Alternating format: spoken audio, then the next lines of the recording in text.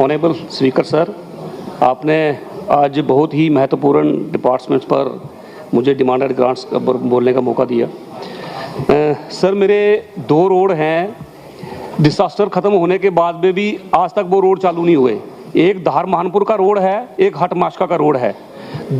ये PMGSY के road हैं। 10-10 करोड़ रुपया परमानेंट रिस्टोरेशन में इन रोडों पे आया हुआ है, लेकिन डिपार्टमेंट की तरफ से जो टेंडर खोलने के बाद में उसको दोबारा रिफ्रेश किया गया और ठेकेदार कोर्ट में चला गया। उस कारण ये देखो आज ना वहाँ बसें जा रही हैं, ना मेटाडोरें, बच्चों को स्कूल आने में हर चीज़ में इतनी परेशानी आ रही है, लोग इतना तंग कर रहे हैं जिसकी सीमा नहीं है। मैं कहता हूँ ऑनरेबल डिप्टी CM साहब इसमें कोई कड़ा संज्ञान लेके ये दोनों रोड चालू हो हमारे।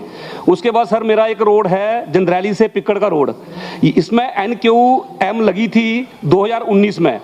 ये NQM ने ATR लगाई थी 2019 में। आज तक वो जो ATR क्लियर नहीं हुई है और ना कोई वहाँ पे काम हुआ है। पूरा रोड जो है, पूरे खड्डे, पूरा नाला बना हुआ है। लोगों को इतनी परेशानी है इस रोड की, जंदरैली से पिक्कड़ वाले की, कि मैं बता नहीं सकता आपको। इस पर भी आप संज्ञान लिया जाए और ये क्या ATR है, इसको जो भी है इसको क्लियर किया जाए, या ठेकेदार को वहाँ बुलाया जाए, जो भी उसके ऊपर। एक सर मेरा समूंद वाला रोड है, इस पे समूंद का रोड है, एक जंगना का रोड है, इनकी सेम कंडीशन है। इन ठेकेदारों ने आज तक वहाँ पे कोई नहीं करी है। उनको बार बार नोटिस दिए, बाद में उनको टर्मिनेट किया, लेकिन टर्मिनेट से कोई हल नहीं हुआ। आज भी वो वैसे की वैसी कंडीशन है, लोग बेचारे सफर हो रहे हैं। एक काथन का रोड है, 10 बार डिपार्टमेंट ने उसको लेटर लिखा उस ठेकेदार को, वो भी ठेकेदार उस रोड पे नहीं आ रहा है, नहीं काम कर रहा है, और बार बार रिमाइंडर जाने के बाद भी कुछ नहीं हो रहा है। दूसरा सर, यहाँ पे नई नई चीज़ें आती हैं, सब डिवीज़न, नए सब डिवीज़नों की बात होती है। मेरा महानपुर का सब डिवीज़न 1978 में बना था, और उसके बाद में किस कारण से वो क्यों शिफ्ट हुआ, मैं ऑनरेबल CM साहब से भी मिला था, सेक्रेटरी साहब से भी मिला था, लेकिन उस पर कोई भी कार्रवाई नहीं हुई। उसको दोबारा रिटेन किए जाए। कम से कम 25 पंचायतें जो हैं उस एरिया के उस पर डिपेंड है। उसके बाद सर एक बसोली से महानपुर बहुत ही इंपॉर्टेंट रोड है। आज भी हमारे लोग, मेरे छोटे भाई बनी वाले MLA साहब भी अगर कठुआ जाते हैं अपने डिस्ट्रिक्ट में, तो पंजाब वाला रोड यूज़ करते हैं। बसोली महानपुर रोड की इतनी ज़बरदस्त डिमांड है, आज तक वो रोड बन नहीं रहा है। कितनी बैड कंडीशन है ये भी जानते हैं। उसको सर मेरा एक सबमिशन है कि वो रोड जैसे मैंने डिपार्टमेंट वालों से मिला था, सेक्रेटरी साहब से, उन्होंने कहा कि हमारे पास पैसा नहीं, फंड इतना, हम इसको बना नहीं सकते। लेकिन मेरी एक रिक्वेस्ट है कि बसोली जो महानपुर से पीछे है वो भी BRO का रोड है, और बसोली से लेके आगे भूंड बनी तक वो है, वो भी BRO का रोड है, BRO का। आप इसको 30 किलोमीटर का जो स्ट्रेच है BRO का अगर हैंड ओवर हो जाए तो डबल रोड भी बन जाएगा, ठीक है। और आने वाले टाइम में सिक्योरिटी रीजन से भी रोड बहुत इंपॉर्टेंट रोड है।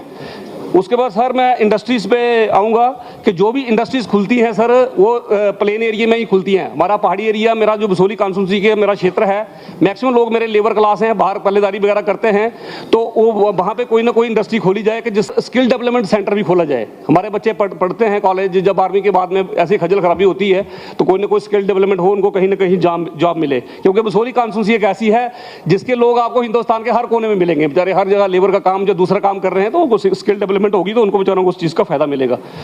दूसरा सर मेरा वहाँ पश्मीना जो है, पश्मीना एक बहुत ही उसको GI टैग भी मिला है, और बहुत ही पश्मीना जो बसोली की पश्मीना है वो पूरे हिंदुस्तान में नहीं वर्ल्ड में फेमस है। हमारा जो अभी यूरोप के साथ में फ्री ट्रेड एग्रीमेंट जो हुआ है, उसमें हमारे जहाँ बुनकर भाई हैं उनको भी कुछ फ़ायदा मिलना चाहिए। कोई ना कोई गवर्नमेंट ऐसी पॉलिसी बनाए कि जो एक्सपोर्ट हो पश्मीना, वो डायरेक्ट मैन्युफैक्चरिंग टू एक्सपोर्ट हो, तो उसके लिए भी कोई ना कोई ऐसी पॉलिसी बननी चाहिए।